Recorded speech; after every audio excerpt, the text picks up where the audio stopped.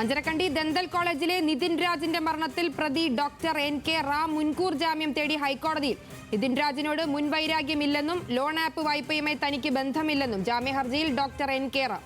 വിവരങ്ങളുമായി ഷപ്ന ചേരുന്നുണ്ട്. ഷപ്ന, എന്തൊക്കെയാണ് കേസിലെ വിശദാംശങ്ങൾ? ഡോക്ടർ റാമിന് തലശ്ശേരി സെഷൻസ് കോടതി മുൻകൂർ ജാമ്യം നിഷേധിച്ചിരുന്നു. തുടർന്നാണ് ഹൈക്കോടതിയിൽ ഇന്നിപ്പോൾ മുൻകൂർ ജാമ്യാപേക്ഷ നൽകിയത്. ഇദ്ദേഹം ഈ ഹർജിയിൽ പറയുന്നത് തന്നെ നിതിൻ രാജിന്റെ മരണവുമായി തനിക്ക് യാതൊരു ബന്ധവുമില്ല. കൂടാതെ നിതിൻ രാജിനോട് മുൻവൈരാഗ്യം ഉണ്ടായിരുന്നില്ല.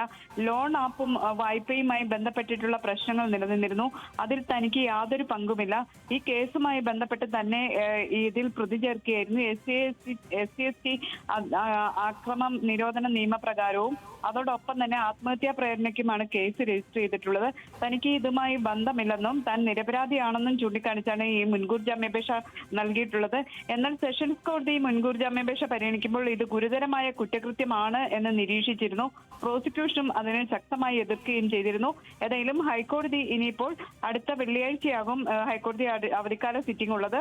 ഒരുപക്ഷെ വെള്ളിയാഴ്ച ഈ മുൻകൂർ ജാമ്യാപേക്ഷ പരിഗണിച്ചേക്കും. ശരി, ഷപ്ന സിയാദാണ് വിശദാംശങ്ങൾ നൽകിയത്.